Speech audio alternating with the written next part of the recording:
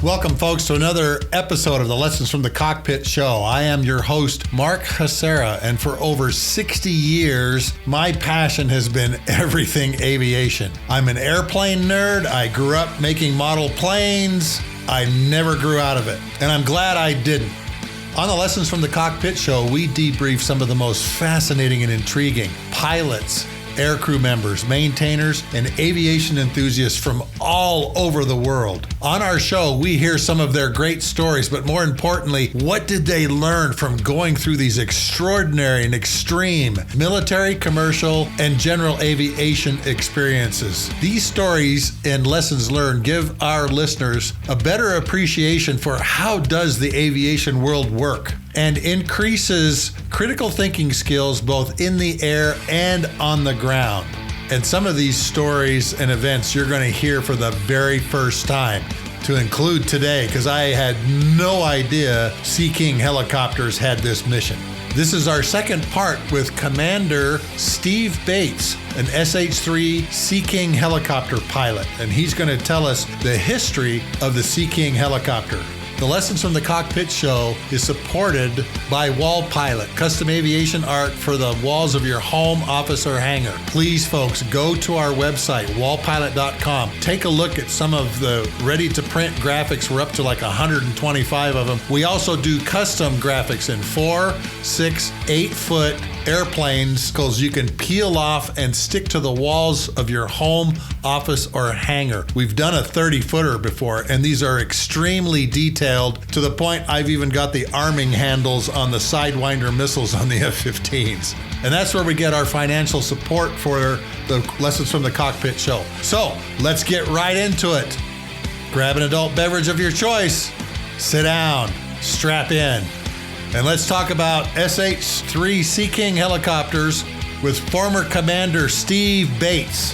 Hey, Steve, one of the questions I want to ask you is, and I'm sure you know the history, tell us the history of the Sikorsky Sea King helicopter, because it's done a lot of different missions over its lifespan. It has, Mark. I'm glad you asked the question, because we launched right into my career and how I use the aircraft, what my community used it for. I would have been remiss not to talk about what the original purpose of the H-3 Sea King was for. And all your ASW guys would have come down on top of you if you hadn't. Probably. If not you probably would have said, here's his email, talk to him about that. But in the 1950s, I found this interesting. As I looked into this, I found a little book on the H-3 that I actually had for years and just hadn't really opened it up and looked through it.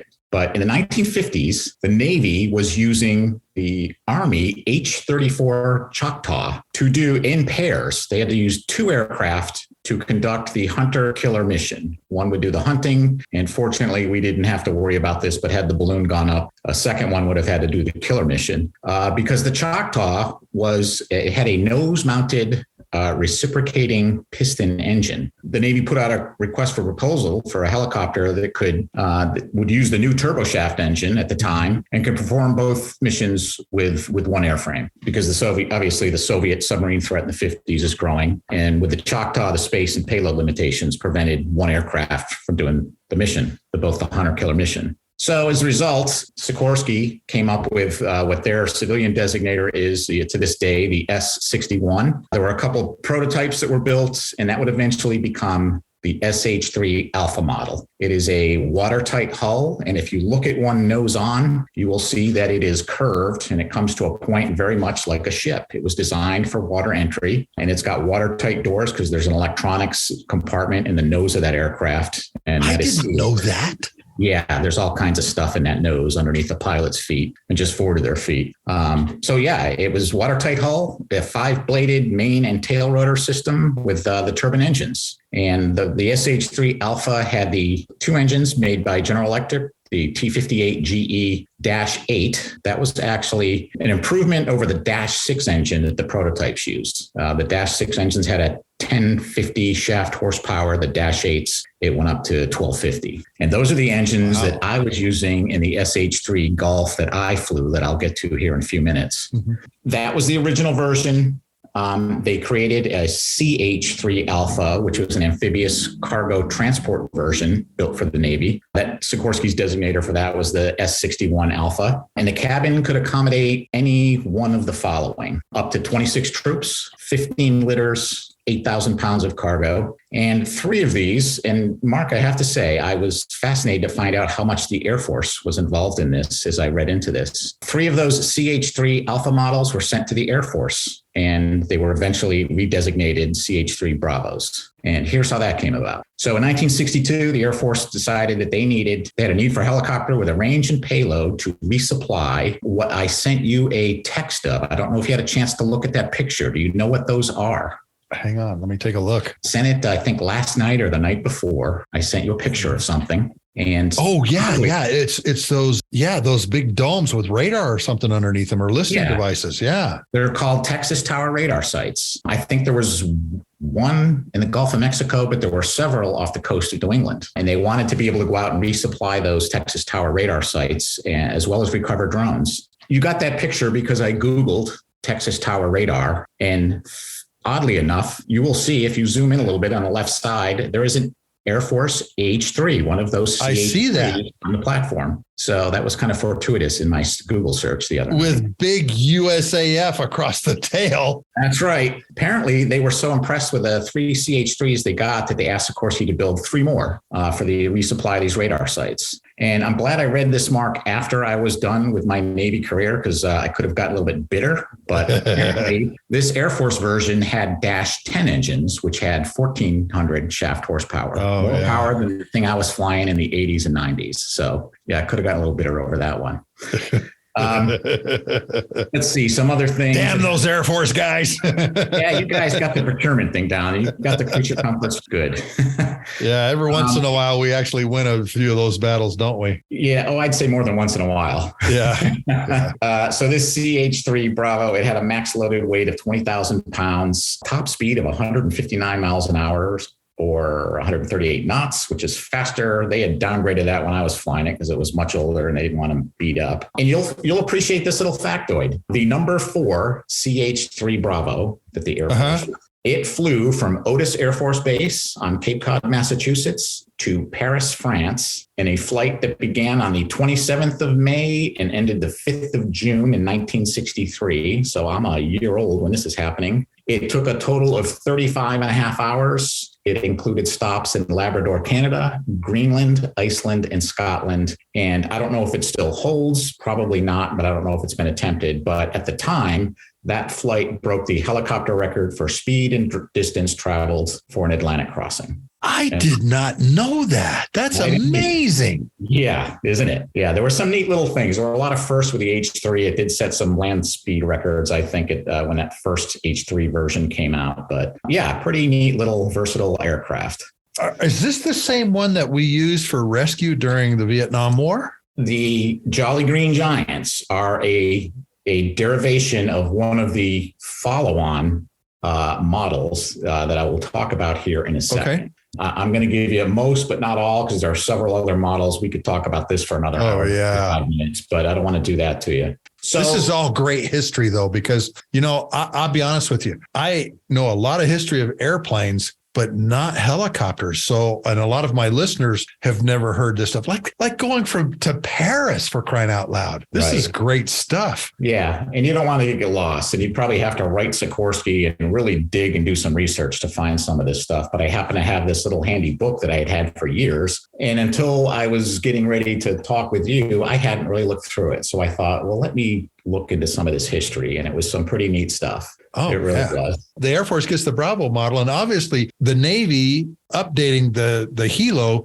to different versions, correct? Sikorsky would do that. The Navy would continue to ask for additional models. Yeah, the Air Force is not done with this. We'll talk about that momentarily. Okay. But before I leave the CH-3 Alpha that I talked about, that was really the derivation for the VH-3 Alpha. That was an aircraft that I flew. We didn't talk about that when we talked about my career. That was one of the missions my squadron had.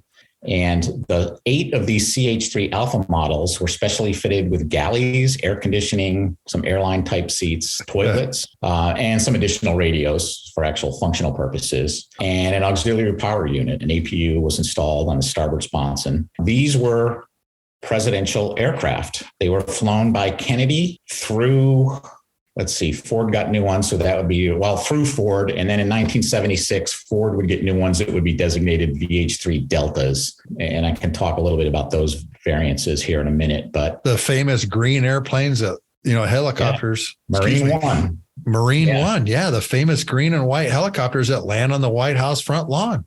Yeah, it was originally a joint U.S. Army unit that flew these things, and it's somewhere along the line. I didn't get time to research this, but the Marine Corps apparently took that mission solely over as HMX-1, the presidential helicopter unit there. They're based out of Quantico, Virginia. So Ford gets new ones.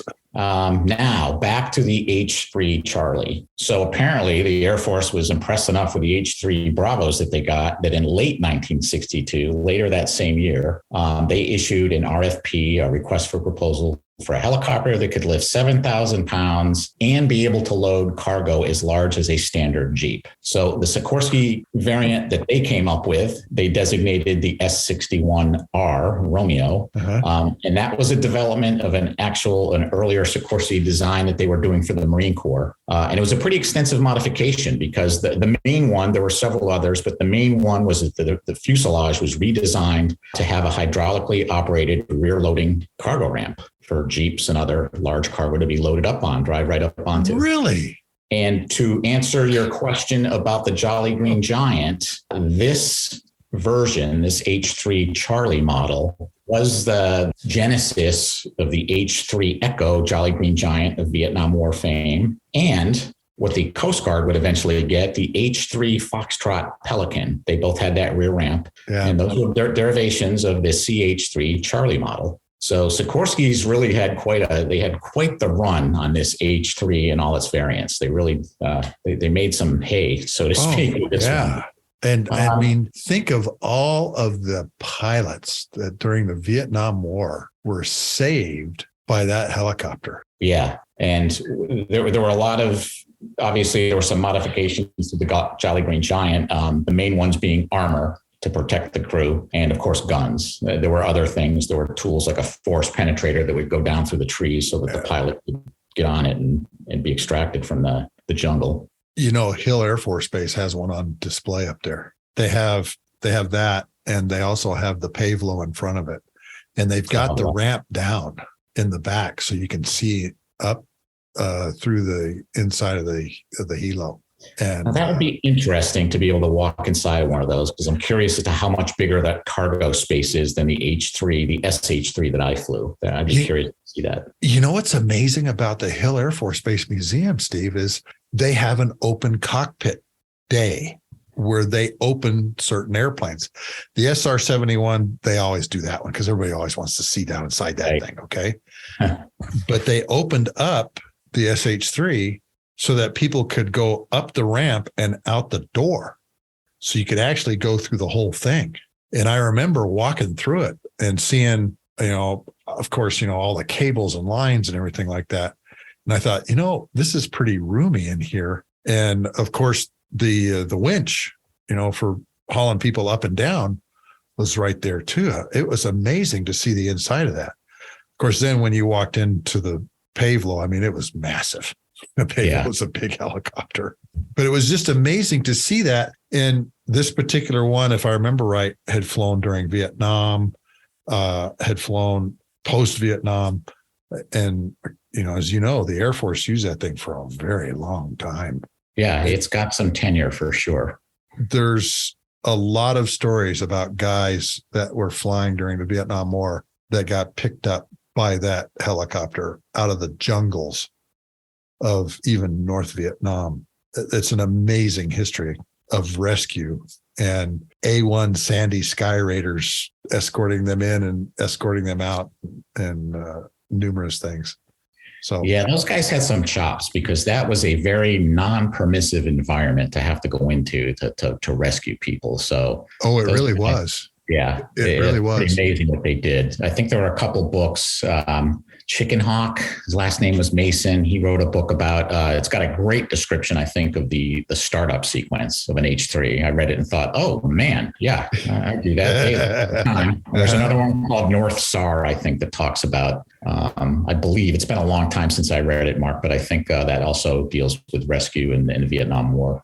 The Navy is updating and upgrading theirs, obviously, at the same time. So talk to us a little bit about the different upgrades that you're going through. And I'm sure a lot of them is based on mission sets that are evolving in the Navy. The next variant they came up with was the Delta model, the SH-3 Delta. And that started by taking one of the Alpha models off the 1966 production line.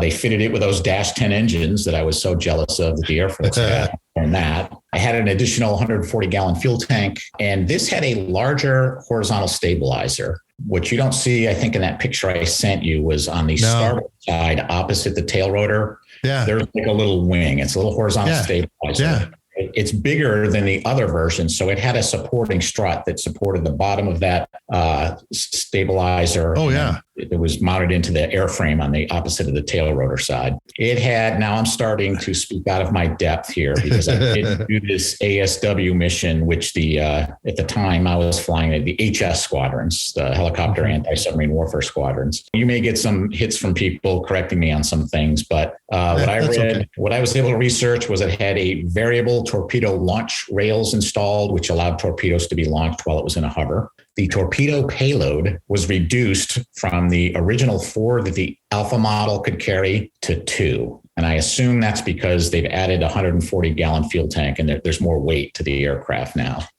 because they've added other equipment. The 2 of these Alpha models were converted, and then there were 73 Deltas that were produced on the production line by Sikorsky for a total of 75 of these Delta models. Now, I was able to confirm that this aircraft, this H-3, has been licensed to be produced by England, by Western Helicopters, and by Italy. Augusta in Italy makes it. I did read in Wikipedia, that great paragon of truth, but I can't.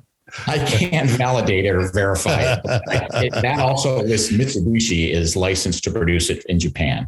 I can't. So if anyone howls about that, just, again, that was just something I read. It's a Wikipedia-ism, if you will. And you know what? I downloaded a lot of pictures of the different international users. And boy, like the Brits, they put a lot of stuff on that thing and used it a lot, particularly in the Falklands War. Okay. Yeah. But I remember flying into JASDAF bases in Japan and seeing these things there on the ramp and doing the things that we were doing with it too. This helicopter was used in a lot of places doing a lot of things, shuttling Royal Marines around, doing rescue off the coast of Japan. And it was doing it for a long time.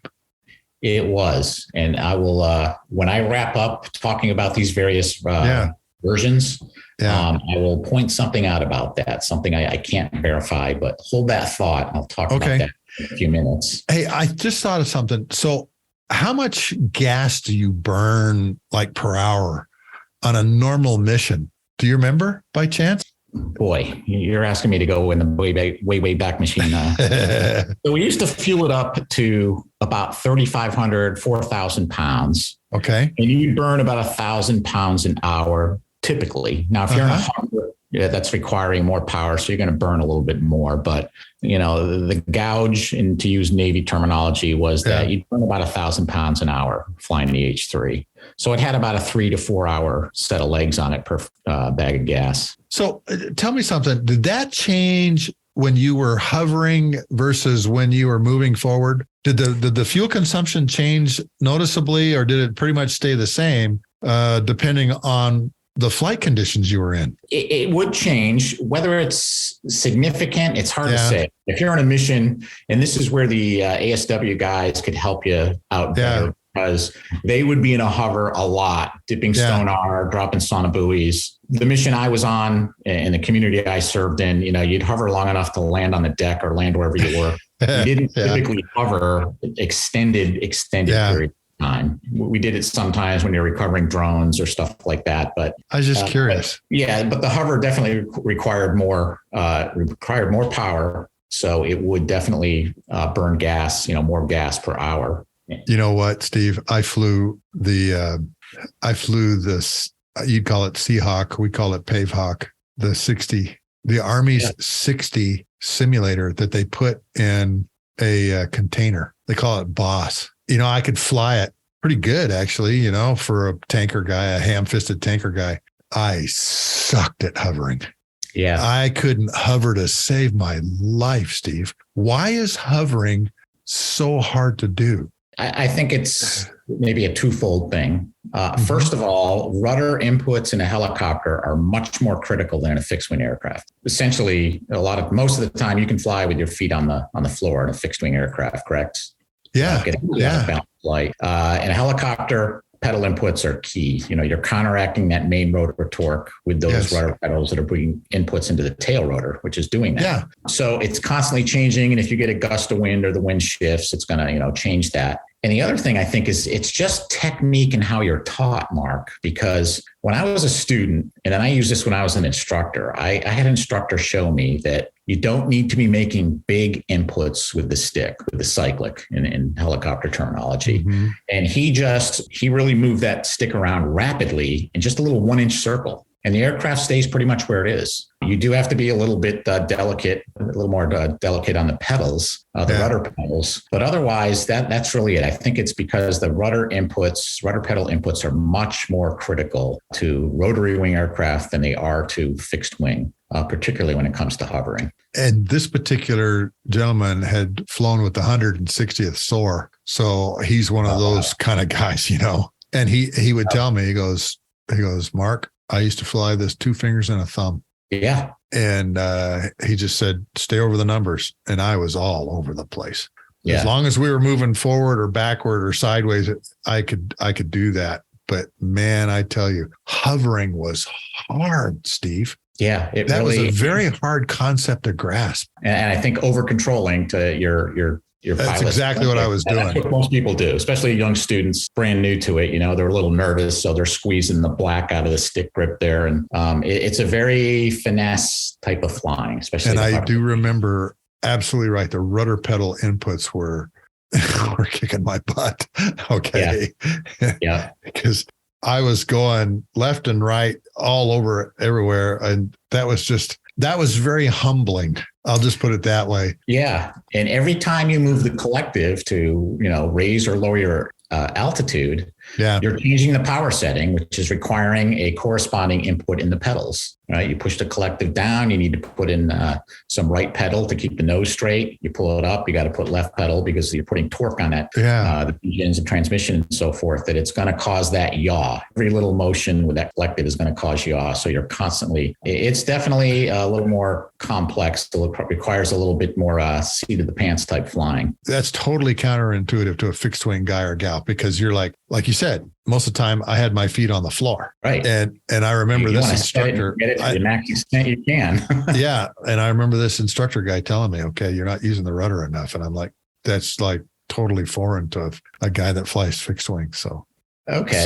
So continue with your conversation tell us more about these versions that continue to come out of the Hilo. Okay. I'll talk about 2 more. There are multiple others, but just 2 more. Okay. To pretty well cover the bulk of it in its history. The SH-3 Gulf model, which is what I have a significant amount of my time in. So that first came out in 1971. The Navy began conversion of 11 of their Alpha models and Delta airframes into basically a utility version. So the previous were ASW birds, and they stripped out all the ASW gear, the sonar station, all the the magnetic anomaly detector, and so forth. Anything ASW related was pretty much stripped out to make it a utility version. It was fitted with an improved helicopter in-flight refueling system, a HIFER system. That's kind of an interesting thing. I don't know. I'd have to Google that to find pictures, but basically there are some ships like cruisers that were too small to accommodate an H-3 landing on it. So you could hover over that flight deck area they had You'd use the rescue hoist to haul up the fuel hose from the ship. And then there was a fitting in the floor of the Gulf model, and you plug in the fuel holes and pump away. You did not want to have to rely on that, because if it for some reason didn't work, you were going to be, out of altitude, airspeed, and ideas in a hurry. So we practiced it once, but we didn't really exercise that system too much at all. Not when bobbing in the ocean. Right. If, in a pinch, if you absolutely needed it, but if you absolutely needed it, you probably didn't plan and execute the mission to begin with properly. But so that is the Gulf. Hey, let's back up here just a second. You're refueling from a hose that you winched up off of the deck of the ship. So you're basically hovering over the ship, or you're like in formation with the ship, aren't you? Exactly. I mean, the ship isn't stopped for you to do this. Yep. So that's a pretty challenging environment to be flying. Yeah. Particularly, I would think if you had rough seas. Yeah, that would be tough. Landing on the deck was very difficult in rough seas. I had one experience where we, in the Persian Gulf of all places, it was winter time. The ship has what are, called pitch and roll limits, and there's numerical designations. And I think the ship said that they were at pitch 3, roll 5. So that deck was really moving. We got aboard and we started unloading things, but it was mostly mail. And as much as the troops and the sailors liked mail, this was a very uncomfortable position to be in, because those tie-down chains are only rated at about 10,000 pounds. In the middle of it, we stopped. We did not offload all. It was just getting too uncomfortable. We said, we got to get off this thing because this is not at all comfortable. Yeah, it'd be very difficult to heifer, I would think. You're basically, it's in reasonable seas. You're flying a 20-knot formation flight with the ship, or whatever speed it's going.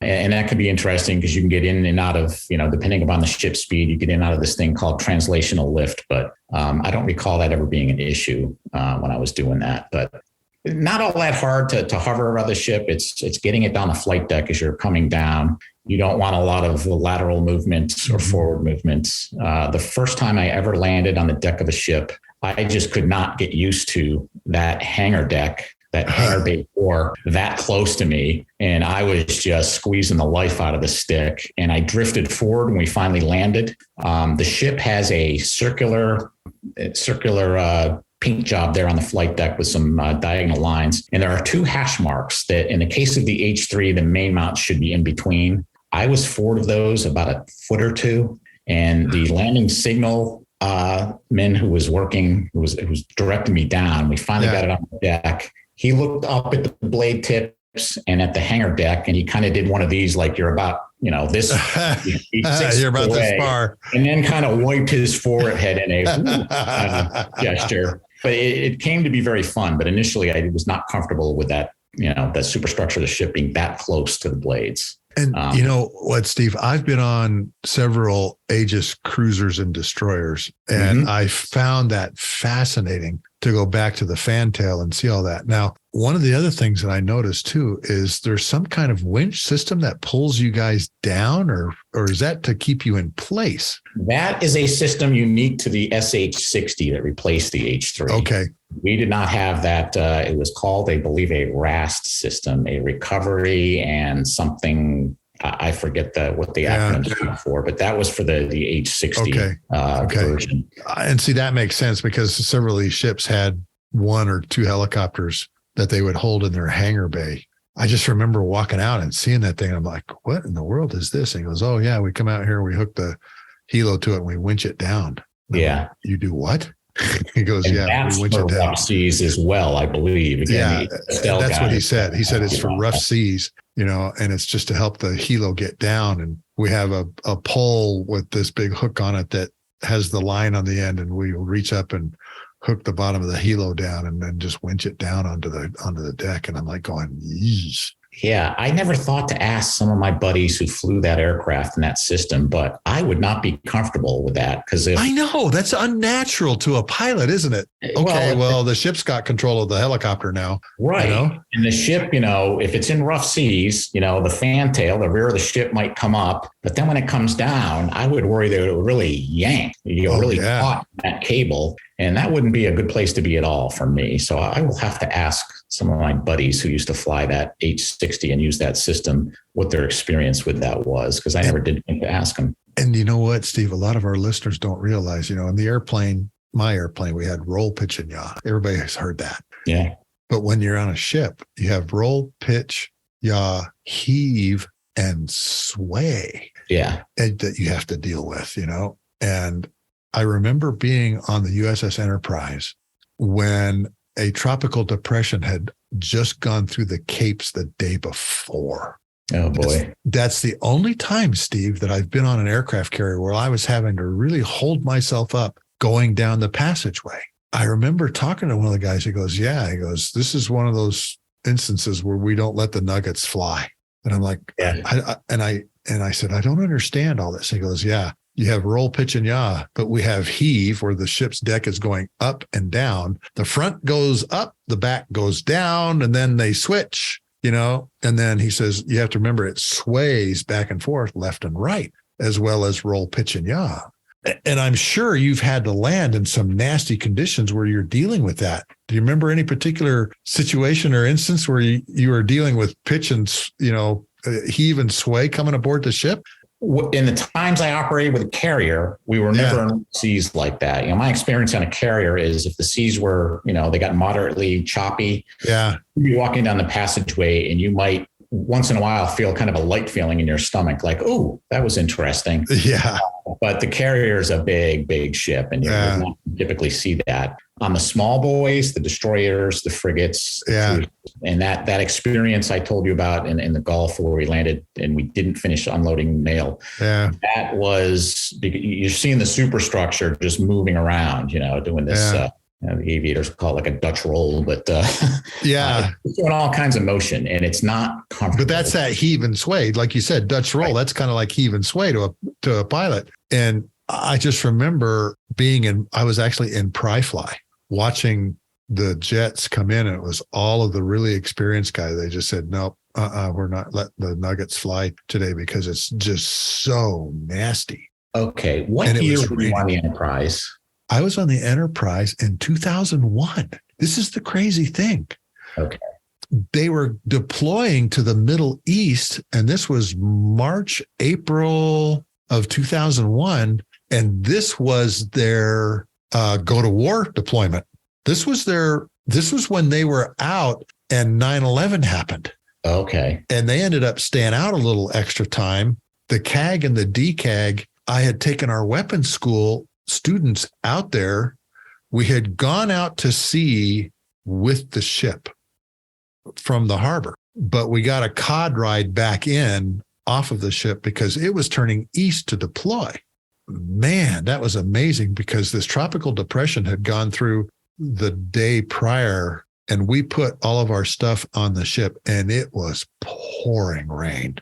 Oh, geez. And the winds were blowing about 35, 40 miles an hour. I mean, it was nasty. And so all of our students are like going, Sluggo, we're going out to sea in this. And I go, yep, you guys are going to get to see this and experience this like nobody else. For Air Force guys, Steve, that gave us a much greater appreciation of what naval aviation can be because of the air wing was coming in and guys were landing with only like a 2 or 3 second look at the deck because of the low clouds and the rain. But the fascinating thing was, Steve, 19-year-old kids were out there in that kind of conditions, recovering jets, parking jets, getting them ready, getting them down below. And I'll never forget the next day we were still on board, Steve, and that thing was still rocking like a cork. And it's a carrier. Yeah. So you can imagine how rough the seas were. They were doing these circles off the coast of Virginia Beach because they had these emitters on shore and they were testing the Slick 32 system, the ESM system on the ship. And so we were still aboard. All of my Air Force tanker bubbas in that class that came off went, holy smokes, man, I got a new appreciation for what these guys go through. Because they got to see it all. Roll, pitch, yaw, heave, and sway. Yeah, it can get kind of dicey. Yeah. And I asked when you were on the Enterprise because you may know that one of your podcast colleagues, Jello, Yeah. Over on the Fighter Pilot podcast. Yeah. He was in a special that PBS did. It was later in that decade. I forget whether it was 2004, might have been 2008. But anyway, later, several years after you were on it, they did a special, but they were off of Perth, off the west coast of Australia. And they were in some really unusual swells where it was just I remember that up and down. And that is, it's amazing. Yeah. The average American, I don't know if they realize what some of these, 19-year-old guys and girls right out of high school are doing. And the flight deck of an aircraft carrier, I don't think it's probably changed much, but it is typically ranked in the top 2 or 3 most dangerous places to work in the world. And when it's not number 1, it's usually behind like a coal mine or something like that. It's an amazing ballet, well-orchestrated ballet that happens when flight operations are going on. And see, that was the really crazy thing about this was you're right. Everything was extremely well orchestrated. Everybody knew exactly what they had to do based on the conditions of the rain, the wind, the short look that the pilots had because of the low ceilings, and everybody was doing it. Now, not a lot of airplanes came aboard. As soon as they landed, they immediately went forward, went on the elevators, went down, and they tied them down in the hangar deck. But man, we were on the deck and we got to see the nose pitch up. And of course, it dips down below the horizon, like in that PBS special. And in that PBS special, I remember this very well, seeing it go way down, right? And then coming way back up. I remember too, there was some young pilots in that air wing. They said, you're not going to fly tonight because we're still dealing with this. I think the CO, one of the squadrons, told one of his more junior pilots, it was her first deployment. Yeah. He told her, you're going to understand why here in about 20 minutes when these guys try and get back aboard, why I'm doing this. Bolter after bolter after bolter after bolter because of what was going on. And see, to all of my listeners out there and to the American public, the general public just doesn't understand what it means to be on this piece of metal floating in the ocean where the ocean has control of you. Really. That was an amazing experience, Steve. I had been on a number of carriers before that already, but I had never experienced that where I'd seen airplanes literally pop out of the weather with a 2 or 3 second look at the deck, come in and land. We had a couple guys bolter, a couple airplanes bolter, but oh my gosh, it gave me a greater appreciation for what naval aviation goes through. Big time. Yeah, it is. It's pretty amazing. It really is. Yeah. Okay. So you flew the Golf version. Was there any other versions that came out after the Golf version? There was the Hotel. The Hotel model, also in 1971, the same year the Gulf conversions began, Sikorsky announced that they would be doing an improved version of the Gulf for the Navy. So 11 Gulf models were sent to Sikorsky plant in Stratford, Connecticut for conversion. This included the Dash 10 engines. I just couldn't seem to get those Dash 10 engines on my aircraft for some years. They added some additional ASW equipment similar to what was in the Delta model. And again, I'm going to start getting out of my depth, but this is what I could find. It included an AQS-81 MAD towed body, the magnetic anomaly detector. I don't know if you've discussed that in any other episode. Yeah, that's that bullet looking like thing that they had on one of the sponsons, wasn't it? Yeah, it's this. It was, as I recall, it was red and yellow, and it looks like an oversized badminton birdie. Yes. Extended one. And, they would haul that thing around, and basically, the Earth has a magnetic field. And if some big object like a submarine were to pass by underneath the water, this piece of equipment could detect, the anomaly it created in that magnetic field. They'd be able to, identify it based on that or know that there was something there. It also had dipping sonar. They added smoke launchers to the port sponson. And let's see, it had an external chaff and flare dispenser fitted to the. What were the smoke launchers for? They would mark smoke, like search and rescue. Oh, got it. Pilots might see them or the air crew, and they'd say, okay, stand by to mark on top, mark, and they'd say smokes away. And then they would fly their pattern, or they'd be, to mark sonobuoys, I suppose. Basically to ID a certain location over the ocean so you don't have a whole lot of visual cues out there. Yeah. chaff and flare dispensers mounted to the port aft fuselage.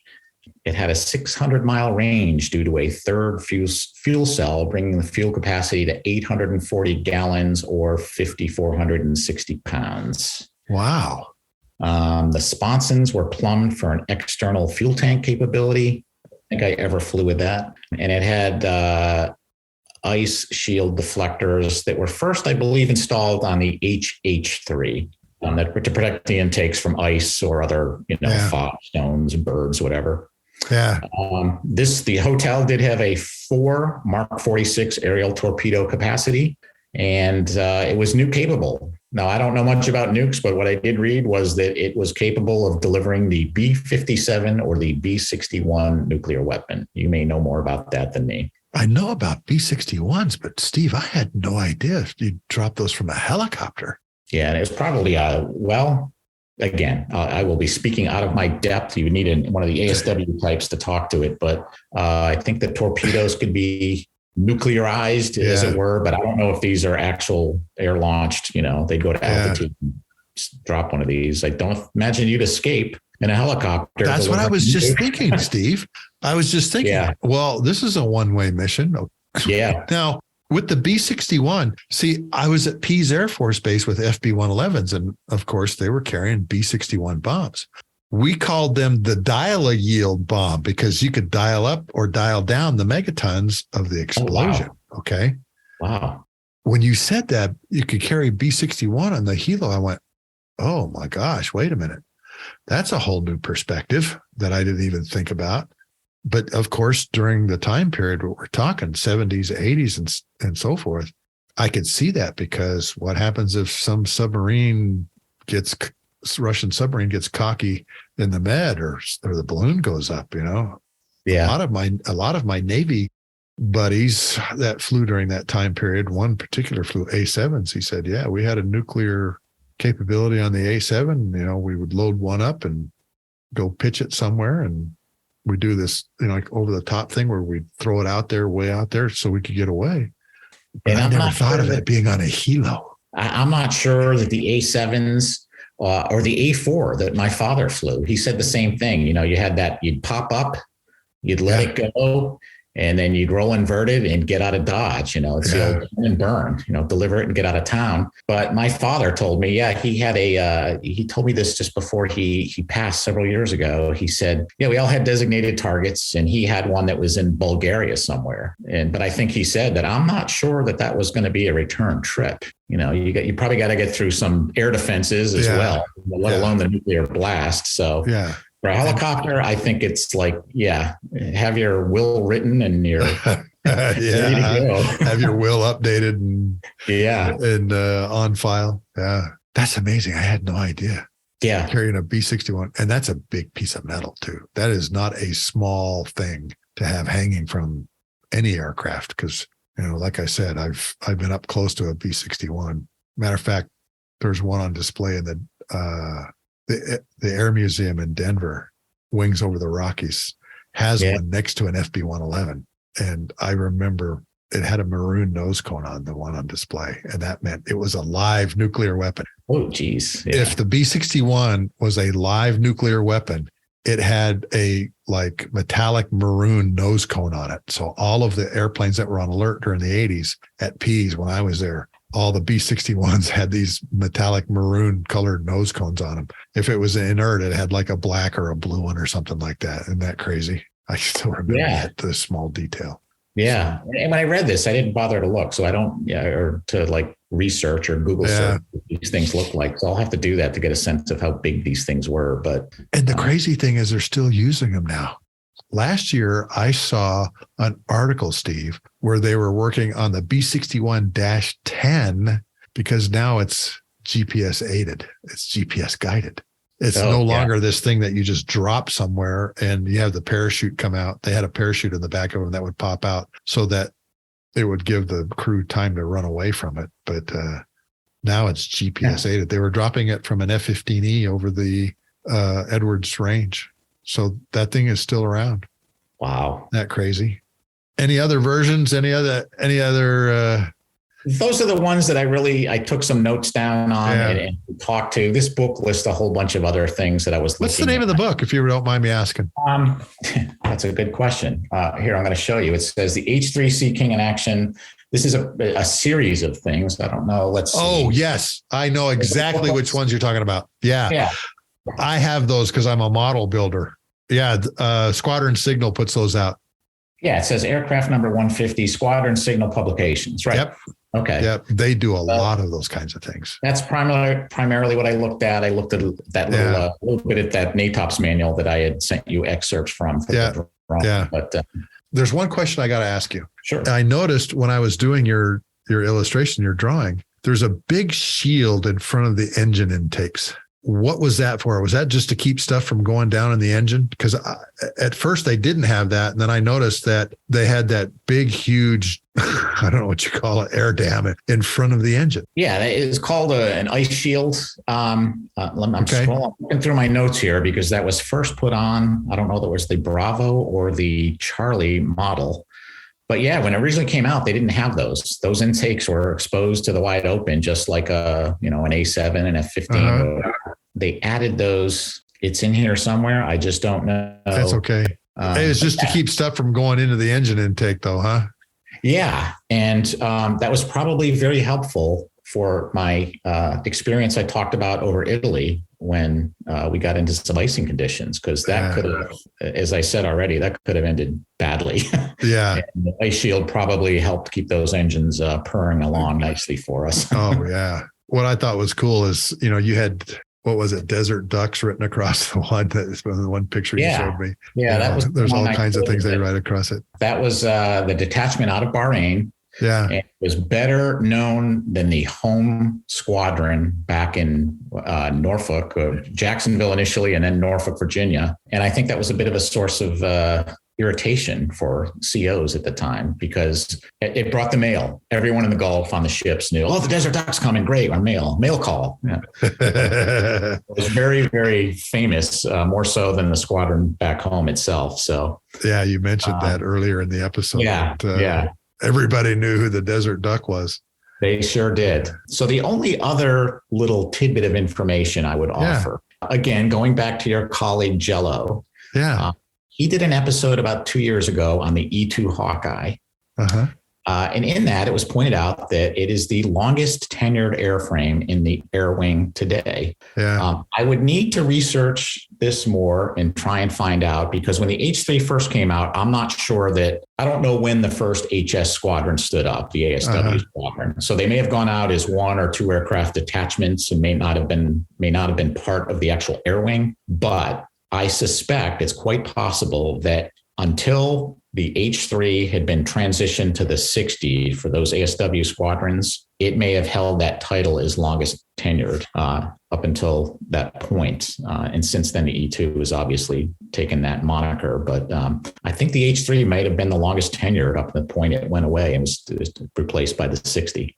Can't verify that. I would need to do more research, but I think that's a distinct possibility. I talked to Royce Williams, the guy who shot down the 4 Russian MiG-15s during the Korean War. Oh, yeah. And he had the first detachment of E-2 Hawkeyes in his air wing in 1966. Okay. The very first E-2As that showed up with this radar capability. And they're like going, what are we going to do with this?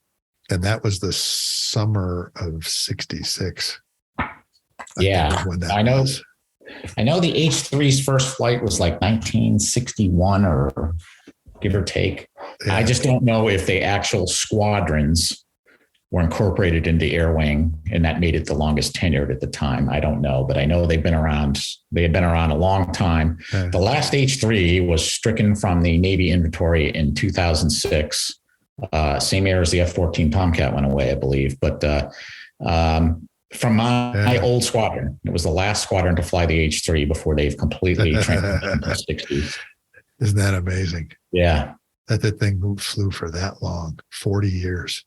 Yeah. Wow. It is. And that is unfortunately kind of a sad commentary on our military right now. KC-135 is 60 years old. E-2 Hawkeye was in the 60s, like the H-3. The B-52 is getting re-engined. Yeah. It's getting re-engined with Rolls-Royce engines, and they think that thing might go to 2080 or something like that. 2060. That's 100 years that airplane will be around. And I don't know if you listened to the episode last week. I interviewed a guy. Yeah, Chico. Yeah. Look at how relevant the B-52 has remained because they've keep adding these different missions to it. You know, you've always heard, Steve, you go to war with the army you have, not the army you want. Right. And we keep thinking of different things to do or put on a lot of these old airframes because, as you know, the acquisition system now, I heard that the F-35 may be the first $1 trillion government program. That sounds about right. Isn't that crazy? Well, brother, anything else?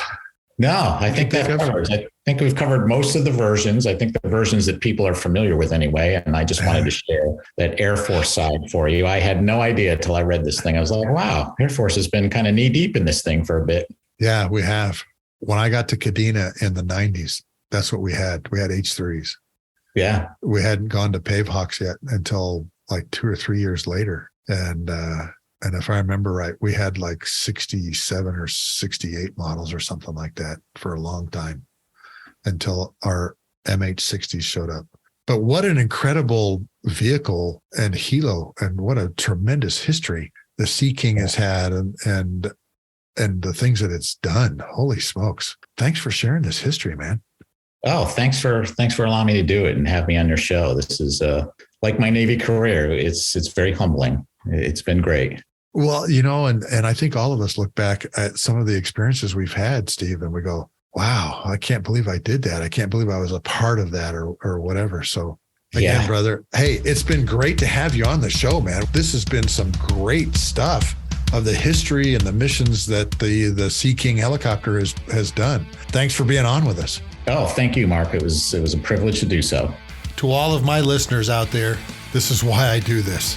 I had no idea that the Navy SH-3 Sea King helicopters had a nuclear mission for a while. It's always fun to go back and hear the history of the modifications to a helicopter or any aircraft for that matter. I mean, look at how many versions there were of the ME-109 and the Focke-Wulf 190 for crying out loud. I appreciate Steve Bates coming on in this second half and giving us a history of SH-3 Sea King helicopter. This episode of the Lessons from the Cockpit show is sponsored by Wall Pilot, custom aviation art for the walls of your home, office, or hangar. As Steve mentioned, I'm working on an SH-3 print. Don't have it done yet, but it will be up on the Wall Pilot webpage pretty soon. You can stick them to your car and outside. I've had several people that have them on boats now. Some of the patches have been on their cars and their vehicles, so I know that they're waterproof and will stick for quite a while. This and previous episodes of the Lessons from the Cockpit show can be found on my website, markasera.com, under the podcast pull-down box. Please share these with friends, family, and loved ones. And hey, if you're driving somewhere for Thanksgiving or Christmas, you've got something to listen to while you're doing so. Some great aviation stories and lessons learned that are found here on my podcast. Thanks again for listening to this episode of Lessons from the Cockpit, and we'll talk to you again next week as we interview some of the most fascinating, intriguing pilots, maintainers, aircrew members, and aviation enthusiasts from all over the world.